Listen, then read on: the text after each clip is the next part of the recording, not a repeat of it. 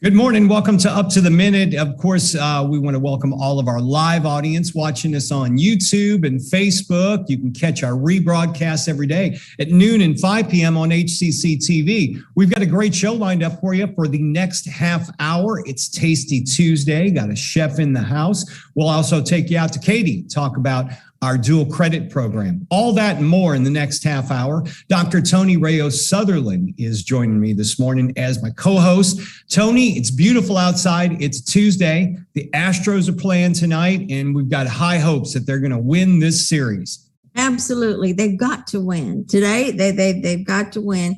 Keep positive things going on in your head, okay? Yeah, they got two more games. They can do it. They've been here before. It's just win the next two games and you win the World Series. It's as simple as that. Simple. You lose, you're done. But I think they're going to get it done. We'll wait and see what happens tonight. All right. So Tony, before we get to our guest, you want to remind everybody about our social media, because you can follow us in social media at any time. Absolutely. Just look for Houston Community College District on Facebook, YouTube, LinkedIn, Twitter, and Instagram. Don't just look HCC, go for Houston Community College District, and you will find us and follow us. Find us, follow us, like us, share the show so we can grow our audience. Okay, Tony, we'll check in with you in a little while because you'll be interviewing these next two guests. As a matter of fact, we've got Lillian Baldwin. She's HCC's Northwest College P16 Director, and also Dr. Joan Otten, the Director of Gifted and Talented and Advanced Academics at Katy ISD. Good morning to you both, ladies. Good morning, Todd. How are you this morning? We're good. We're glad to hear, I don't think we've had you guys on the show before, but I know we have a partnership with Katy. We're expanding in the Katy area. We're opening up a new campus out there, and we're looking forward to hearing about everything that HCC and Katy ISD has to offer to the community. So if you would, stick around. We're going to check in with both of you. Grab a cup of coffee. We'll be with you in about 10 minutes. Thank you. All right, we are going to get things started. It's Tasty Tuesday, and we've got a chef in the house, Chef Andre Garza. He is the executive chef of Roots Wine Bar, and he's our Tasty Tuesday guest. Good morning to you, Chef. It's a little early, but I guess it's never too early to talk about wine and tasty food. Absolutely. Never too early, Todd. Happy to be here and happy to talk about share with you all about our restaurant and wine bar. So tell us a bit about Roots. You guys are on the east side of town. Is it East Downtown or actually Edo itself? Maybe you can tell us about that. Definitely Edo. It's definitely Edo. We are over here on Leland Street. We are I would call us a boutique sort of wine bar with an interesting concept behind us. Got a huge wall of all barley glass wines, 56 of them. Everything's biodynamic, for the most part, organic, minimal intervention, just working some really cool wine producers and trying to get, these small producers out into the public. And you've got 56 wines on tap. That's a large selection. If someone is a wine connoisseur, they like to decide what they get before they get a glass. Do you give them little tastes? Do you guide them? I imagine you have people that can kind of guide them in the right direction as to what wine is perfect for them. Absolutely. I mean, everyone here is very well versed in the wine. We're all here to help. Everyone's here to kind of guide you through it. On top of that, our self-service machines work via a 1, 3, or 5 ounce pour. So you can feel free to walk around, do 1 ounce pour of 3 or 4 different wines so you find what you like. And then you can go to a 3, even a 5 if you really love the wine. We also do a retail side of it as well. So you want to take it home at the end of the night. I believe it's 20% off retail bottles. So take those home with you, because in 2 weeks, I guarantee you, there's such small production, they'll be gone. Yeah. You're hearing a lot now about, with the holidays coming, people like to drink a lot of wine over the holidays, but you're hearing a lot about shortage of glass in bottles. Is that something you guys have found about? I know having wine on tap, I guess you may not face that shortage, but have you heard about that as well? Yes. I mean, all of our wines, we're not a keg system. They're all bottles. It definitely has become a topic of conversation in, I think, all restaurants, right? I mean, right now, Topo Chico is almost next to impossible to find in the city, even Coca-Cola or any other glass bottle projects. But I mean, the wine industry has always been something that has to deal with certain shortages, such as, the cork shortage and abuse of harvesting that. So, we're very resourceful people. We try to recycle, try to reuse, and, keep this business sustainable. Chef, let's talk about the menu. Tell us about some of the things you have on the menu, and you're going to prepare something for us this morning. Absolutely. So we are looking at two of our staple dishes, the patatas bravas, which have been on since day one. It's kind of our look at a composed cheese dish. So we want to be a little bit different than most, and we wanted to put a little more effort into our food. So it's a manchego cheese foam and a crispy potatoes and a brava spice. I'm going to make that for you here in just 1 second. But the other one is going to be the beef tartare, which we'll get to that next. So the cheese foam, we keep it in an ISI canister.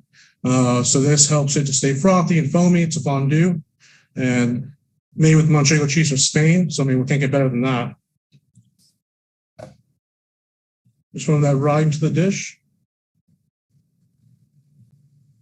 And is this an hors d'oeuvres that you're making now? Would this be something like a starter plate? So this is, I think, for most people that come in here, this is what they start with, right? They get one or two of these to the table. Everyone shares. And that's kind of the whole concept is, we're all small plates and almost an American style tapas without giving us too harsh of a label. But this seems to be a big winner amongst most of our guests. So the crispy potatoes I have here are coated in a mixture of escalette, little pepper, and paprika.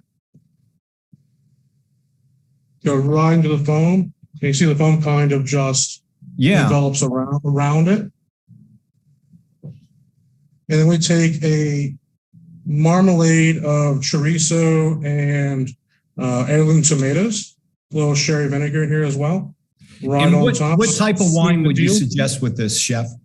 That's a great question. So, I mean, a lot of our food, I have to keep in mind that there is 56 taps, right? So I try to keep everything fairly versatile. So you can go with the crisp white or sparkling to kind of beat that fat of the cheese to kind of cut through it. You can also go with a little bit of a funkier red that we often have on. Both would pair really well. If you look above our wine wall when you come in, we have wine cards above every single wine section we have. That have pairing suggestions. So never fret. We just top it off with a little Marcona almond, and that's the dish, right? So like the little chorizo marmalade, the crispy potatoes, the cheese fondue, and Marcona almonds on top. I mean, that's basically a charcuterie board in a bowl for you. Enough. You look like it's got enough of about 3 people right there. Wouldn't you think? Oh, absolutely. And that's definitely the biggest shareable item we've got. Another big staple we work with is our Wagyu beef tartare. Oh, there you go. So I have some fresh cut Wagyu here. I mean, we're in Texas, right? So the beef is everywhere. So you really want to stick to what's around you and what's in season. And we definitely have plenty of that. I like to use a little bit of miso paste. I think miso is a great, very versatile product. We make a little bit of our own walnut miso in-house. Adds a lot of umami and a lot of funk to kind of go with our more natural wine selection. We add a little bit of that. We add some walnut oil, some undisclosed hot sauce we make here. These are puffed mustard seeds. And once again, this is for those just tuning in. We're talking with Roots Wine Bar. They're on the east side of town, and Chef Garza right now is preparing a Wagyu beef tartare.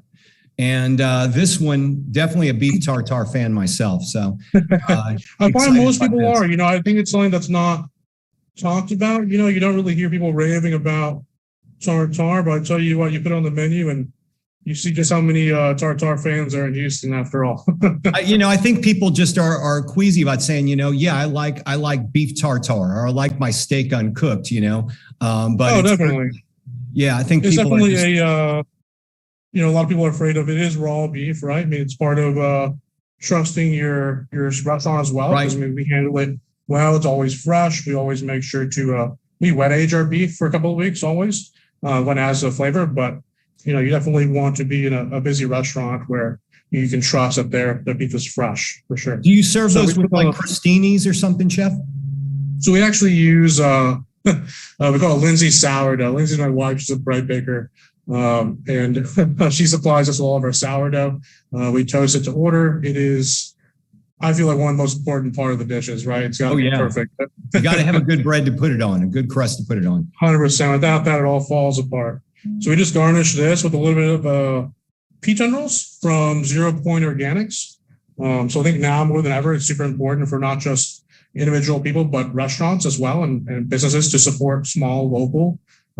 These guys are out of, I think, Stafford, Texas, I believe. But, just make sure that you're supporting. If you can get something close to home, always do that first. Super important. Now, this is how it comes out for you. That looks awesome. Yeah, that looks again, great. I recommend pairing this with either a crisp white or something a little bit funkier even.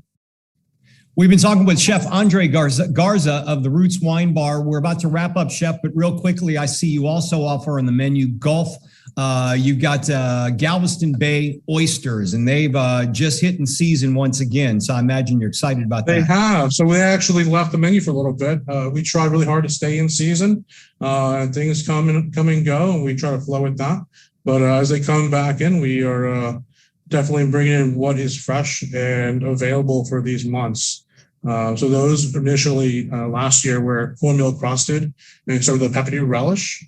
Pepperdew is kind of an odd South African pickled pepper.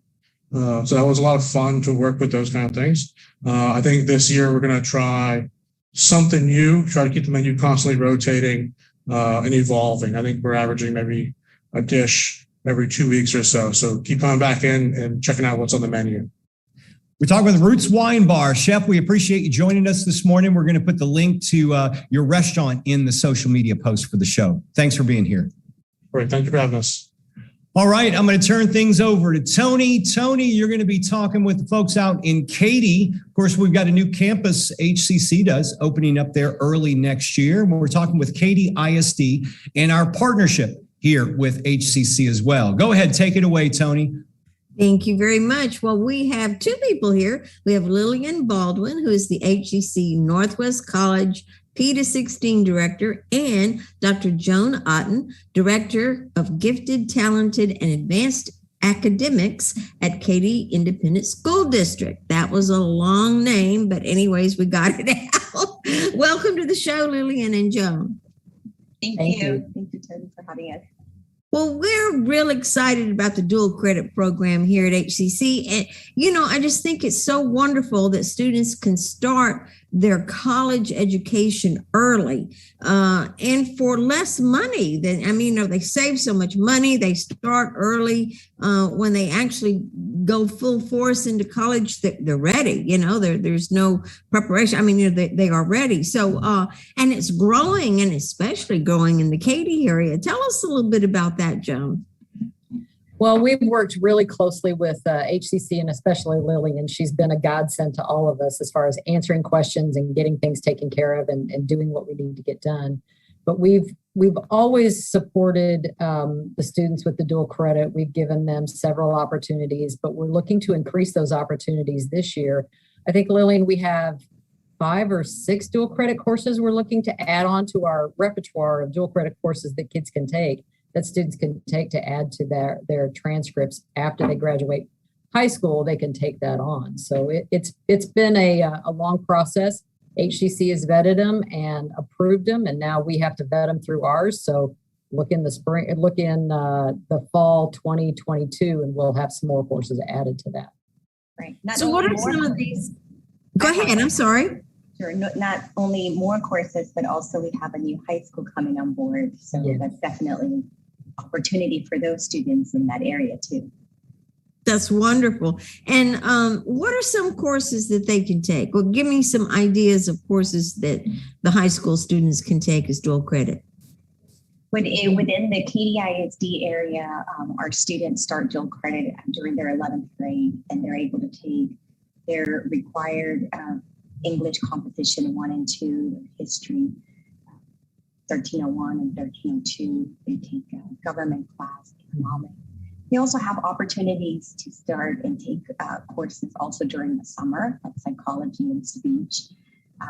But we're, as Joan has mentioned, we're expanding. So we're looking at additional crosswalking that we've already approved and having those students that opportunity as well. Along with not only the academic part, but also the CTE part, which is the career and technology education. For those students that are exploring careers and they're wanting to know, what's out there, we're offering that through the Miller Career Center as well. Excellent, excellent. I know that I have some dual credit students in my theater appreciation class, so I know that they're even taking those type of courses. How would you describe the working relationship between you and HCC? What do you say about that? It is very close, and it needs to be very close so that we keep everything aligned. Lillian and I text back and forth all the time as far as questions and what needs to happen, and to do what's best for our kids on both sides of that spectrum, not just the high school spectrum, but the dual credit spectrum. We have to meet both sides of their needs. And those sometimes they oppose each other. So we have to work together to meet those kids' needs and get what they need, both for the high school and the HCC. Excellent. Now, there's some dynamics, of course, for college professors like myself and others who work with these 16 and 17-year-olds in their classes. So tell me a little bit about what your experience is with that. Those students are a little bit less mature. They don't often have the study skills. They don't have the confidence. And this is the biggest part. They don't have the confidence to approach a college professor. To them, there's this big gap. So if they're having issues, sometimes they stay silent. Sometimes they don't communicate the way they need to communicate. So our goal is to help our dual credit teachers understand that, especially college professors that never have taught at the high school level. So they need to understand what it is that makes a high school student tick. What is it that they need to be successful in the course? We don't want the course to become watered down. It needs to stay a rigorous course. It's a college level course, and there's no doubt about that. But there might be some social needs or some emotional needs that those kids might need, those students might need in order to be successful in that course. Wouldn't you say that's right, Lillian?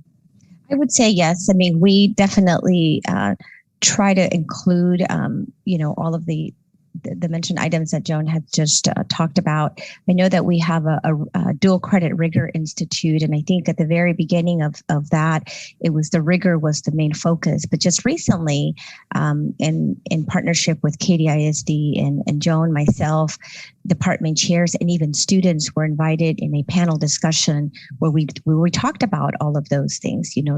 Those gaps that students see when they're in classes, making sure that our faculty that are teaching these young students understand that they are in two dual roles. They're high school students with a lot of responsibilities, and then also college students with college responsibilities as well. So we find that that was much needed during our Rigor Institute, and then it was very appreciated by all of our faculty that were attending there, because they really were able to hear it from the student as to what is working for them, what's not working for them. So we definitely want to continue to offer this type of opportunities for faculty to also hear it from the students. And it's very good for us as faculty to hear that, as you said, because you always need to get feedback to see what's working, what's not working. And, the dual credit students are a little bit different than the rest just because they're younger, and so you have to look at it a little bit different. And with the dual credit, I know that with mine, and I guess with most of them, they're in the class, you might say, with other college students. So you've got a combination. They're not all the same age. You have different ages, all the way from, somebody who may be considered a senior all the way down to, the 16-year-old. And so making your course adaptable to all of them may have a little challenge. And so, yeah, these kind of things are great to have. Absolutely. And it's not necessarily, I'm sorry. Go ahead, Joe. Go ahead. I said it's not necessarily making the course adaptable. It's adapting the level of communication to those kids. The course is the course. There's no doubt about learning outcomes are going to be learning outcomes. But how can we communicate with those different age levels? Like you said, I was a late bloomer. I went to college late. But these kids that are starting early, 16 and 17-year-old, like my own kids did, are they mature enough to handle that communication that's expected from a college student? And in a lot of times they are not yet. It's not that they're not capable of doing the work, but just sometimes they're not capable of the communication. So we have to worry about that. We have to take that into consideration. It's the maturity level. It's not the intelligence. It's not any of that. And yes, the course is still very rigorous. Exactly. And as it should be.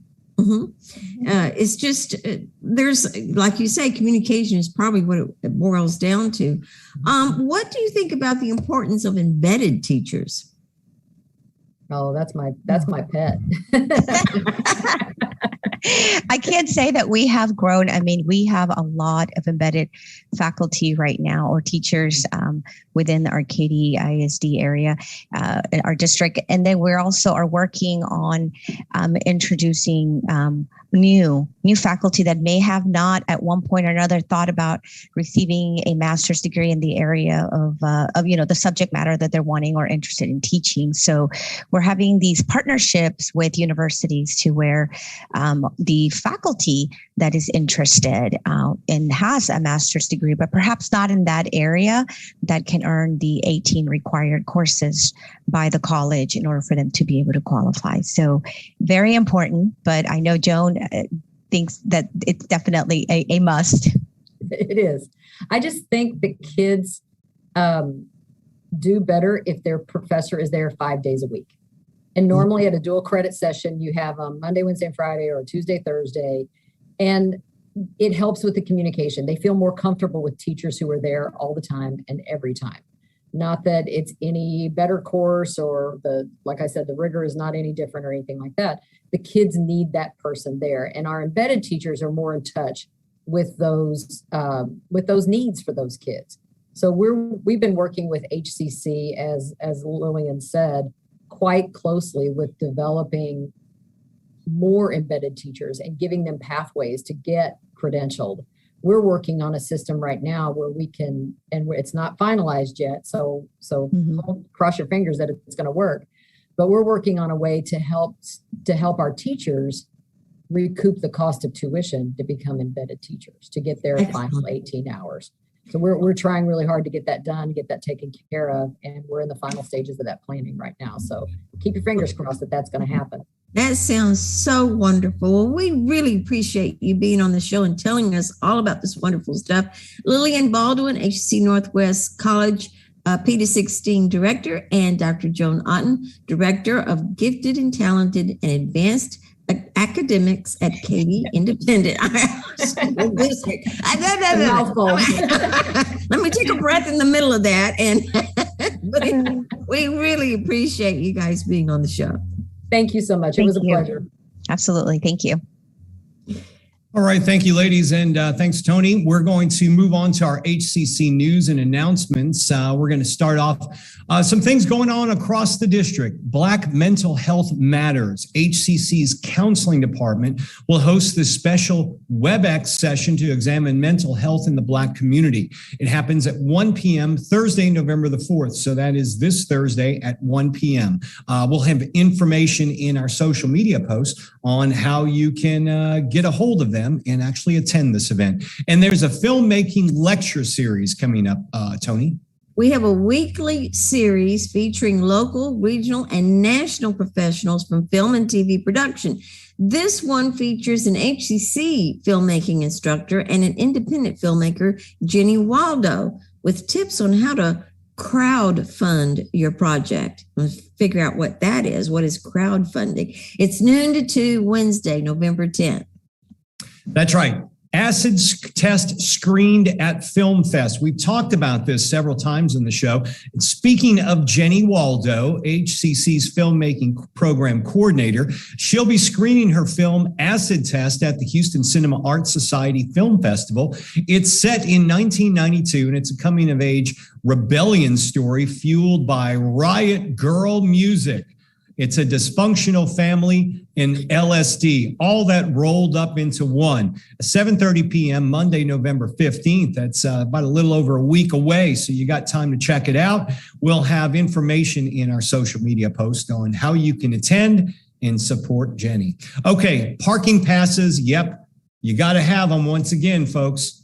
Yeah, we're all coming back to the classes and to the campuses. So HCC reserved parking has resumed at the district office. Any violators who are not registered to park in these reserved spaces, which are very special places, will be subject to towing. So just watch out. Just make sure you're not going into a place that says reserved, unless that's your reserved place because you paid for it.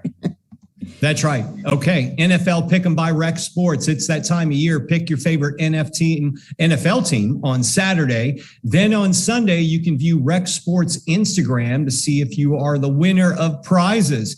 Picking starts at noon every Saturday. You watch the games on Sunday, and then you can see if you can win by checking out their Instagram. We'll have more information in our social media post. And it's hard to believe, but registration for the spring of 2022, can you believe it? We're almost there. That is underway right now. In fact, you can register for classes at HCC. We've got 5 ways of learning here at HCC, Tony, including heading back to campus for in-person classes.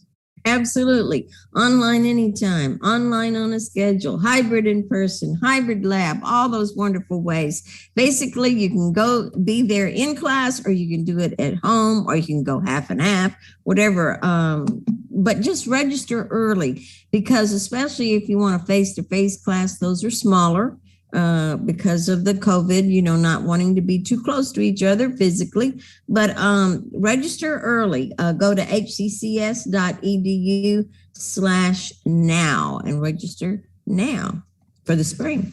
That's right. Okay, we're wrapping up today's show. Coming up tomorrow, we'll be visiting with Glenn Smith of the Nuclear Medicine Technology Program. They're over at Coleman College for Health Sciences. He's been with HCC, get this, for more than 45 years. Glenn will be on the show tomorrow. And also we've got our gaming segment tomorrow as well, Tony. Yes, we have Jeff Rounder of the Houston Press. And the interesting thing is that he also has a new horror book out. So we'll talk to him about that. That should be fun. Yeah. Jeff is always a great guest. So he'll be on the show tomorrow. All that and more tomorrow on Up to the Minute. Thanks for being here today. I'm Todd Duplantis. She's Dr. Tony Rayo Sutherland. We'll both see you tomorrow live here at 10 a.m.